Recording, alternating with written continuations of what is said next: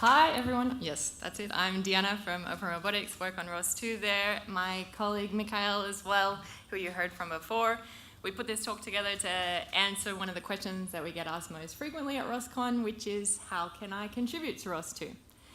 So there are a lot of options. We like to think that there's something for everyone, but this is a short talk, so there are going to be a lot of links instead of details. So if you want to download the slides, this is the link to do that. But in general, I'm going to start with sort of an overview of the processes that we go through in ROS2 in general, and then start to call out different entry points for places that are good for contribution. So to start with, the general workflow for features in ROS2, particularly for large features like ROSBag or ROS Launch, we're going to start with a discussion, try to get some feedback from the community. As an example, the ROS2 work for navigation, there's a discourse post where we ask what worked well in ROS1, what can we maybe change for the better, and this input from the community helps to shape the direction of the project. So that then gets condensed into what we refer to as a design doc, and this tries to capture the decisions that have been made and sort of the rationale behind each of them, and also the high-level goal for a feature or whatever work is being done. So as an example, that nodes can have their namespace remapped or topics renapped from the command line. There's a design doc that was written first for that considers how it worked in ROS1, what needs to be different for ROS2, what syntax we might consider, and the different use cases that allows or maybe doesn't allow, what's in and what's out. And generally, that sort of high-level overview of how we want it to work, not necessarily the technical details of how exactly it's implemented. So once we're on the same page with that, we move to the code changes. And for something that is a large feature like this, we try to first step back and start with kind of an overview of what the different code changes are going to look like. So again, in the case of remapping, we have this sort of meta ticket on GitHub because the ROS2 code is hosted on GitHub, and then changes are made through what we refer to as pull requests. And sometimes these pull requests will be made sort of incrementally, and so it's good to outline the different stages that reviewers of code can expect. It's going to start with sort of minimal functionality, and then over time, once the groundwork is there, add more functionality at a time. And also, whoever is developing the feature, think that given the layered stack of ROS2, we think that maybe this functionality is going to live at the core, and the different data structures that are going to be used in the different client libraries. This is something that we want to get all on the same page on before the work actually starts. So then, of course, there are a number of pull requests that get in, and at some point, the feature reaches a stage where it's ready for release and packaging, which is sort of the process through which the code gets bundled into something that users can install without needing to know that there was ever code in the first place. There are status pages that sort of will show you the different packages that have been released, as well for ROS1, as you might be aware of in ROS. Okay, they exist in ROS2 like you might have been aware of in ROS1, but the point is that there exists a time in a feature's lifecycle where it has been implemented in the code, but not necessarily released and packaged out for users to install. But when that happens, there's usually an extra step which involves a bit of celebration. So recapping then the workflow for feature development. Again, this is just in general, and then we'll call out for contribution entry points in a minute. It'll usually go through this sequence of steps, but it's not necessarily a one and done process. There are a number of times where we iterate back and forth through these steps, and it can be that new information comes out maybe a year later that causes us to revisit one of the decisions that we made in a design doc. So then we go back and iterate through those. So usually there's another flow that's happening in parallel. That was the feature workflow that's more for developers, but also the users will usually be going through more of a troubleshooting workflow. And this starts, the entry point for that is usually ROS answers, where you can get a lot of your troubleshooting done, and occasionally that will spin off into an issue on GitHub that says there's this bug or there's some feature request that we as a community would like to see. So this is another workflow that happens. Again, I'm just laying groundwork here, and this is more of the user-facing one. So now we probably have enough that we can start considering the opportunities for contribution. So the user-facing opportunity, one of them, if you're getting familiar with ROS2 as a user, then you might be able to answer some questions that come up from other users of ROS2. So if you browse answers.ros.org with the ROS2 tag, if you can submit any answers, but also try to take a step back and think, like, why are people asking these questions? There might be somewhere in the documentation that you can help us to improve.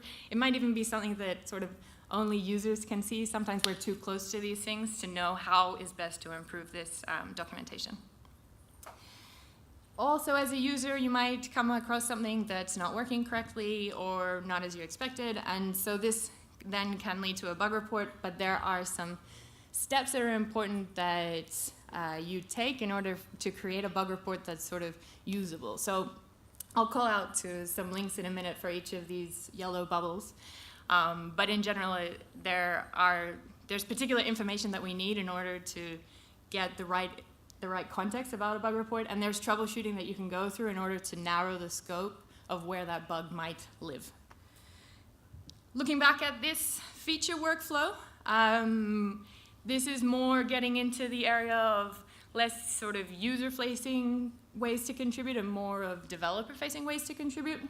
So contributing code is, of course, one of them. It can be that it is, if it's a large feature, then it's going to go through all of these steps.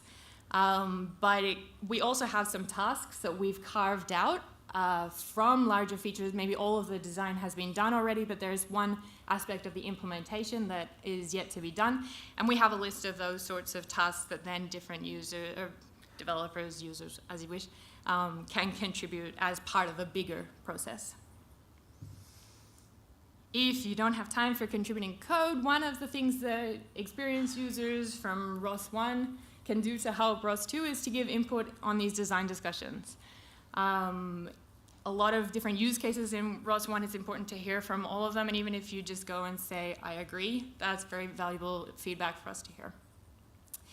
So this is the process that we recommend for ROS2 development, because it's a process that we've found is most likely to have everyone on the same page at the different steps, and so then you're likely to actually get the code in at the end.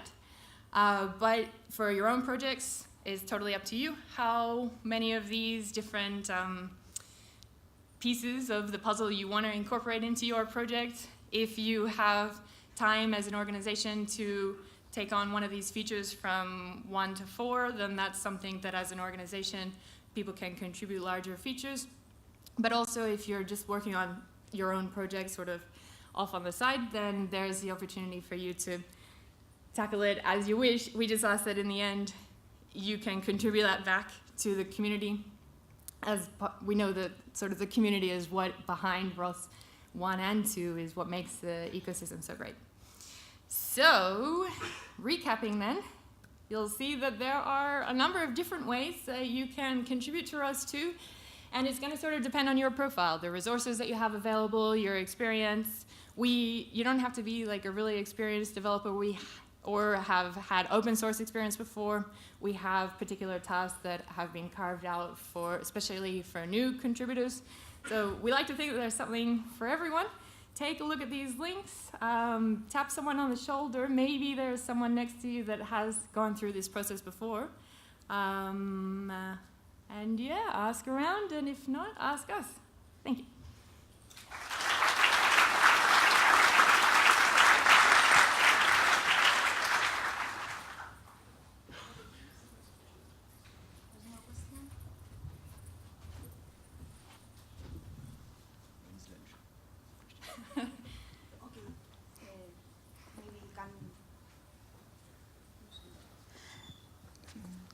Let me ask you a question. Would you recommend for a newbie user or a student that really begins with ROS, which is the form you recommend to contribute?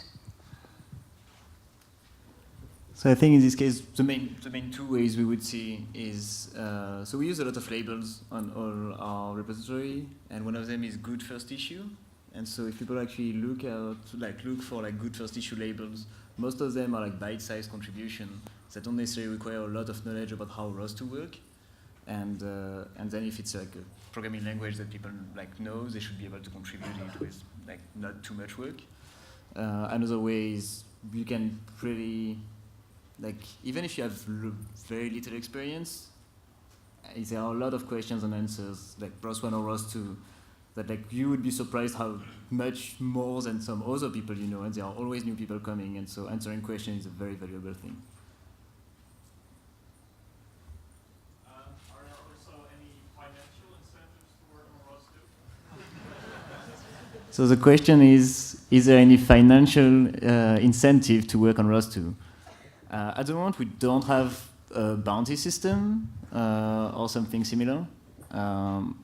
I think that's a decision above my pay grade. I don't know if there is a plan for it, but there are a lot of organizations that are like starting, and including like with the TSC, contributing people or contracting OSRF to allow to move faster on the ROS2 development. And there is a lot of interest in like ROS2 moving faster, so I wouldn't be surprised if there are some opportunities for contracting for some companies.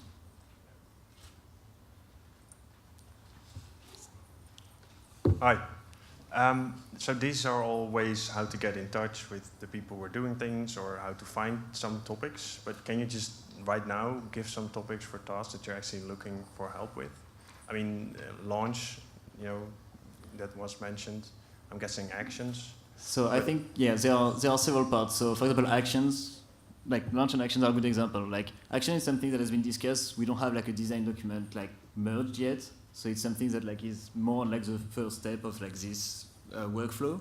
Launch, there is a design document and like several pieces, reference implementations that have been pushed, but there are still several parts missing. And for other things I mentioned earlier, like ROS time or other, like we are even further in the development process, but there are a lot of small pieces missing. And all of them have their own like GitHub issues. So it's really a matter of like how early in the development you want to be, but like all these topics could leverage some contribution, either opinions or code contribution. So would the roadmap be a source of topics as well? Yeah, so the roadmap is definitely a good source, and then we have, I think we have that in the links here. We have like a waffle board, a Kanban board we use to aggregate all the issues on all the ROS2 repositories, and we have labels in there on things that like we want to get in by the next release. And these are also like things that are like higher priorities than the rest of the issues to us. And so in general, like anything that has a crystal milestone on it or a bug label are things that like are very good, like we're looking for fixing soon and not necessarily in-house. Okay, thanks.